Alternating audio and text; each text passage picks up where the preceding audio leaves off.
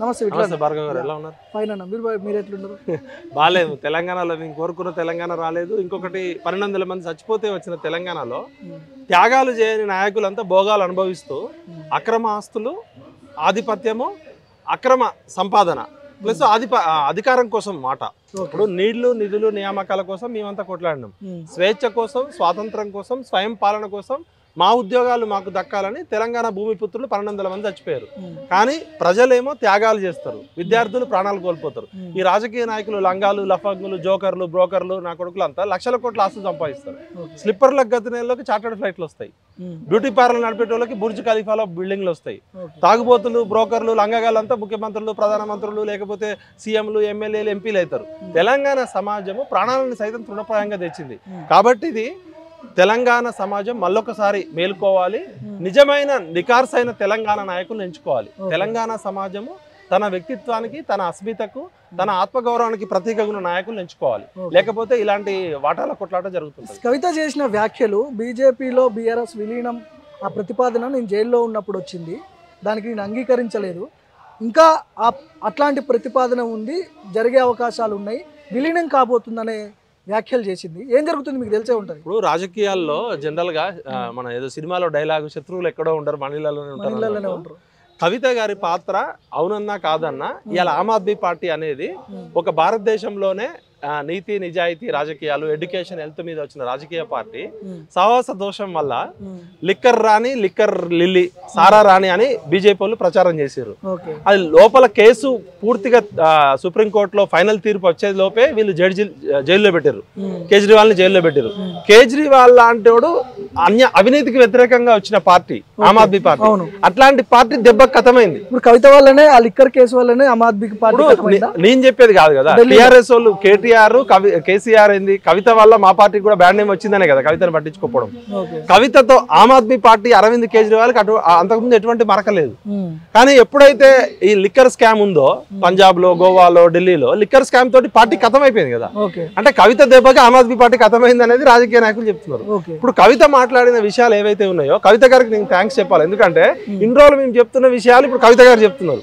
కేసీఆర్ సామాజిక తెలంగాణ తేలేదు, భౌగోళిక తెలంగాణ మాత్రమే వచ్చింది, ఎస్సీ ఎస్టీ బీసీలకు న్యాయం జరగలేదు, జిల్లాల మధ్య వ్యత్యాసాలు ఉన్నాయి, కేసీఆర్ తనకు నచ్చినట్టు పాలిస్తున్నాడు తప్ప తెలంగాణ ప్రజల ఆకాంక్షలకు తగ్గట్టు పాలించట్లేదు అని చెప్పినాం. ఇప్పుడు కవితక్క మేము 2001 నుంచి కేసీఆర్ తో మాట్లాడుతున్నాం.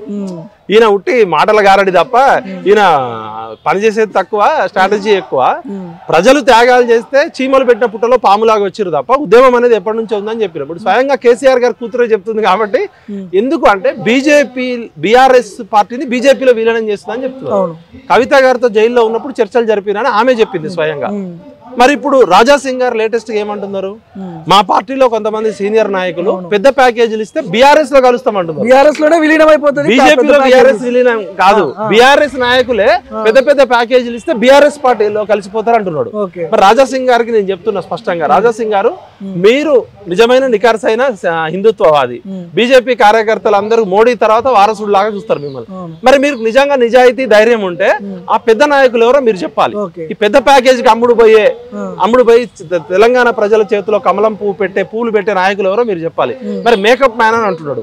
మరి మేకప్ మ్యాన్ అంటే కిషన్ రెడ్డా, బండి సంజయ, లక్ష్మణ, సీనియర్ నాయకులు ఎవరు మరి పేరు చెప్పాలి కదా. కవిత కూడా దయ్యాలంటది, ఆ దయ్యాలు ఎవరో చెప్పదు.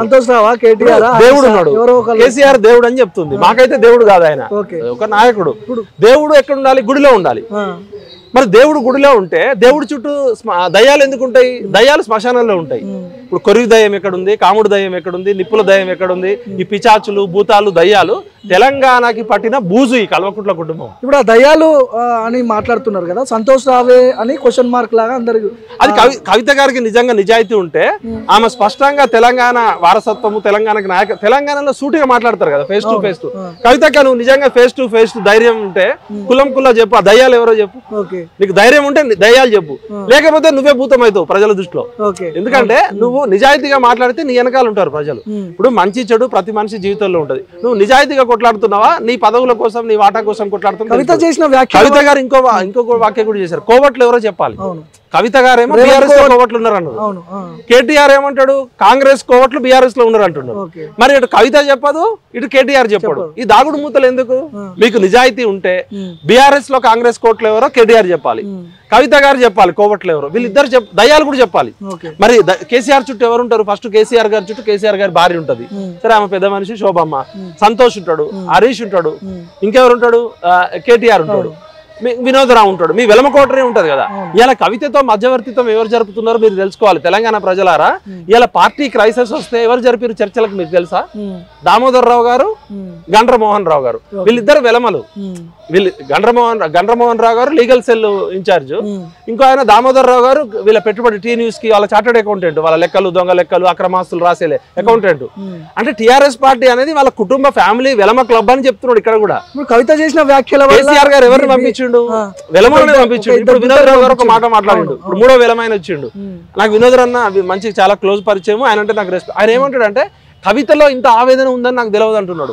మేము 20 ఏళ్ల నుంచి చెప్తున్నాం కదా తెలంగాణ ప్రజల ఆవేదానికి మీ కేసీఆర్ వినట్లేదు.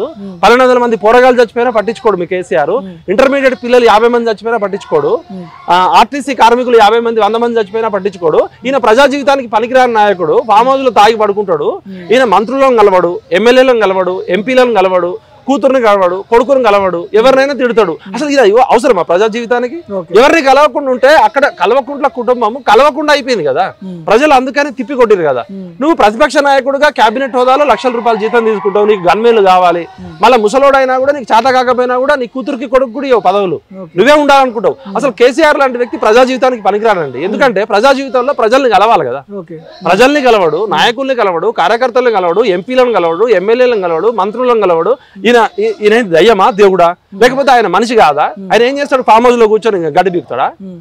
ఎవరైనా అసలు కవిత చేసిన వ్యాఖ్యల వల్ల బీఆర్ఎస్ వచ్చే నష్టం ఏంది? కొత్త పార్టీ పెడతారు అది అని BRS chapter close sir, chapter close అసలు ఆల్రెడీ ఉద్యమ పార్టీ 15 ముఖ్యమంత్రిగా చూడండి సార్. మొన్నటి ఎమ్మెల్సీ ఎలక్షన్ లో టీఆర్ఎస్ పార్టీ పోటీ చేసిందా?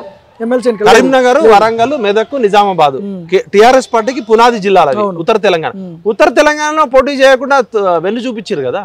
ఇప్పుడు యుద్ధంలో పోటీ చేయకుండా వాళ్ళే మా పార్టీ పని అయిపోయిందని గ్రాడ్యుయేట్ సీటు బీజేపీకే, ఎమ్మెల్సీ టీచర్ సీటు బీజేపీకి 5,000. అంతకుముందు ఎంపీ ఎలక్షన్ ఎంపీ ఎలక్షన్ గుండు సున్నా, 17 సీట్లకి 17 సీట్లు గుండు సున్నా. నేను చెప్పట్లే కదా, ఎలక్షన్ లో పోటీ చేస్తే అంటే మీరు గుండు సున్నా వచ్చింది. అంతకుముందు అసెంబ్లీ ఎలక్షన్ లో మీరు ఓడిపోయారు, 39 సీట్లలో 10 మంది వెళ్ళిపోయారు. మీకు ప్రజల్లో ఎవరన్నా కేసీఆర్ కుటుంబ సభ్యులు ప్రజల్లో తిరిగి ఫీడ్బ్యాక్ కవిత చెప్తుంది కదా, 41 కాన్స్టిట్యూన్సీలు తిరిగినా నేను, ప్రజలు తూతూ చీచి అంటున్నారు, భౌగోళిక తెలంగాణ వచ్చింది, సామాజిక తెలంగాణ గురించి మాట్లాడే అర్హత కల్వకుంట్ల కుటుంబానికి లేదు. వీళ్ళు చీమలు పెట్టిన పుట్టలో పాముల్లాగా వచ్చారు.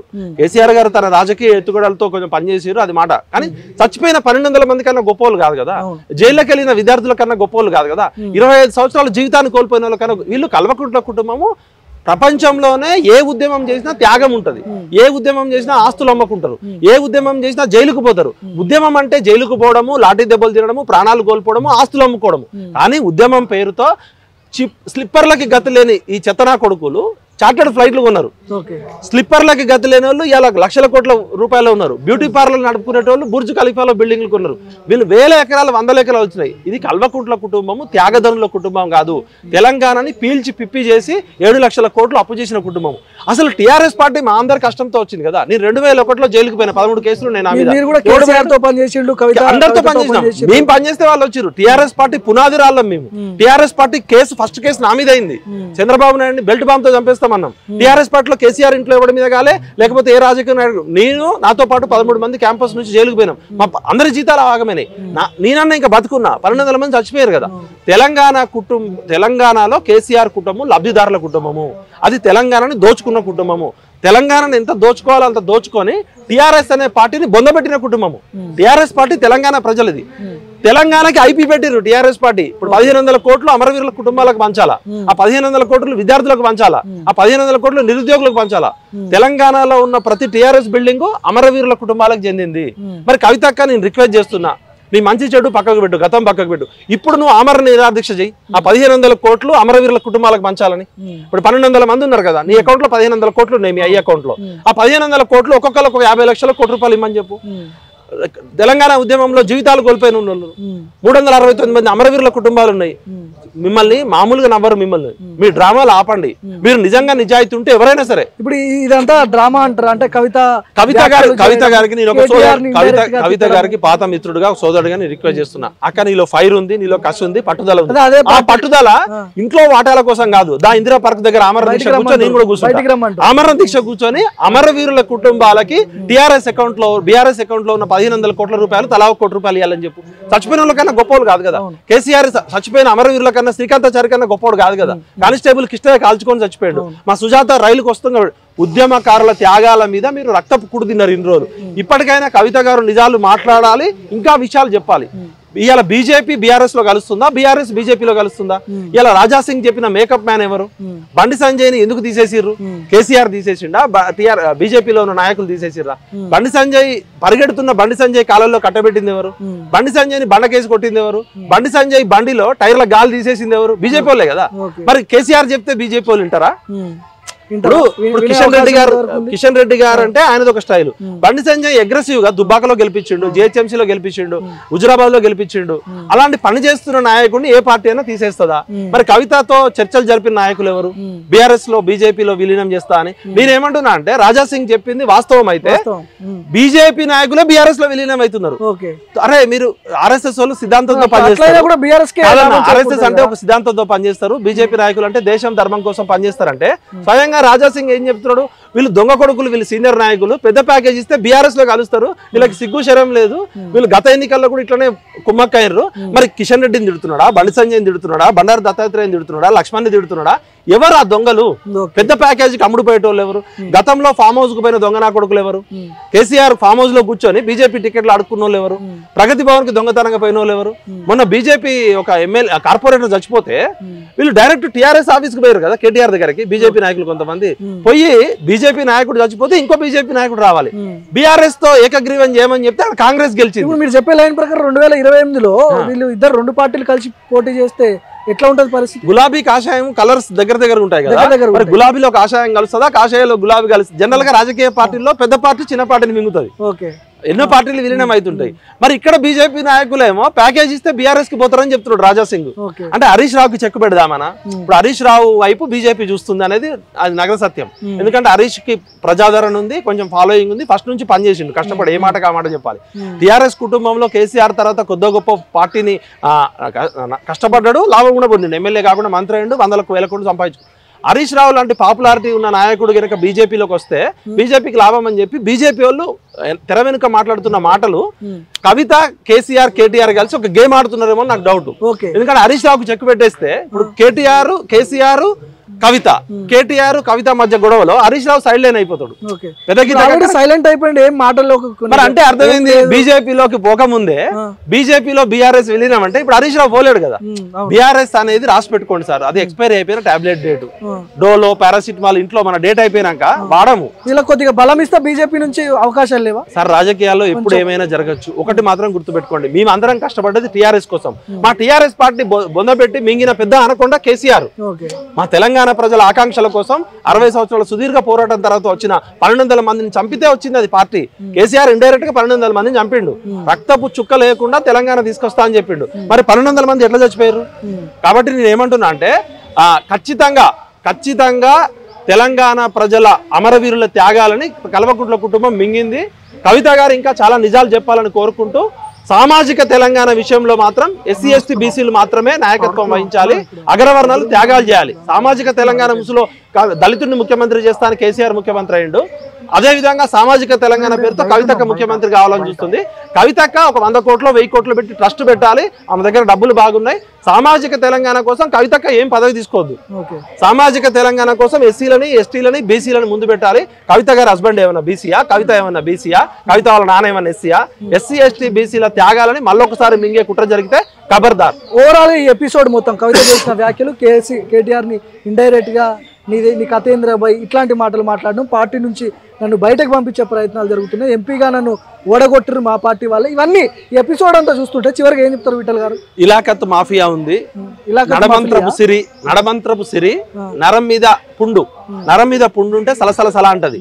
ఇప్పుడు నా దగ్గర మీ దగ్గర 1000 కోట్లు వచ్చినాయి అనుకో, మనం కూడా మారిపోతాం. Power corrupts, absolute power corrupts absolutely. వీళ్ళ దగ్గర 10 సంవత్సరాలు దాచుకున్న తెలంగాణ ప్రజల సొమ్ము 1000 కోట్లు, 100 కోట్లు, లక్షల కోట్లు ఉన్నాయి.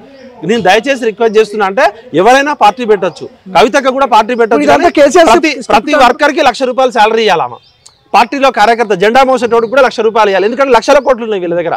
కాబట్టి నిరుద్యోగ యువకులందరికీ నేను రిక్వెస్ట్ చేసేది అంటే, ఎవరైనా కొత్త పార్టీ పెట్టొచ్చు, వాళ్ళకి హక్కు ఉంది. కానీ పార్టీలో పనిచేసే ముందు మీరు మంత్లీ శాలరీలు తీసుకోండి. నిరుద్యోగులు చాలా మంది ఉన్నారు. కవిత ఒకవేళ కొత్త పార్టీ పెడితే దాని వెనుక కూడా కేసీఆర్ ఉంటాడు, బిడ్డకో పార్టీ కొడుకు పార్టీ ఇచ్చి ఆల్టర్నేట్ ఆప్షన్ లేకుండా చేసే ప్రయత్నాలు జరుగుతుందని చెప్పి కూడా అదొక. కేసీఆర్ గారు ఎంత తెలియకల్లోడు అంటే, తను 10 ఏళ్ళు ఎంజాయ్ చేసిండు. ఇప్పుడు Hindustan Lever limited company market లో ఆపోజిట్ ప్రొడక్షన్ కూడా తానే రిలీజ్ చేస్తుంది. రెగ్జోనా సబ్బు బాగా పోతున్నప్పుడు ఆపోజిట్ సంతూర్ సబ్బు అట్లాంటి రిలీజ్ చేస్తుంది. అందుకని నేను ఏమంటున్నా అంటే, కేసీఆర్ గారిని నమ్మము దొరా, నిన్ను నీ కూతురుని నువ్వే బయటకు పంపించి కూడా హరీష్ కి, కేటీఆర్ కి, కవితకు పోటీ పెట్టి ఎవడు సక్సెస్ అయితే వాడు నా వారసుడు అని కూడా ఈయన ఎవరైనా బలి చేస్తాడు. ఈ వయసులో కూడా ప్రతిపక్ష నాయకుడు కేటీఆర్ కు కవిత గీయచ్చు కదా. ఫామ్ హౌస్ లో పడుకునే ముసలోడికి ప్రతిపక్ష నాయకుడు పోస్ట్ ఎందుకు? నువ్వు అసెంబ్లీకి రావు, ప్రజల్ని పట్టించుకోవు, కన్న కూతురుని కూడా కలవు, అసలు నువ్వు ప్రజా జీవితానికి పనికి రావు, తండ్రిగా ఫెయిల్ అయినావు కదా నువ్వు. ఇలా ఒక తాగుబోతు తండ్రి కుటుంబాన్ని ఎట్లా నడుపుతాడో ఈయన రాష్ట్రాన్ని కూడా అట్లనే నడిపిండు. ఇలా కుటుంబ సభ్యుల్ని కూడా పట్టించుకోడు. ఆయన స్వార్థం కోసం సొంత కూతురునైనా బలి చేస్తాడు, ఎవరినైనా బలి చేస్తాడు. కాబట్టి కేసీఆర్ ని నమ్మద్దు, కల్వకుట్ల కుటుంబాన్ని అసలే నమ్మద్దు.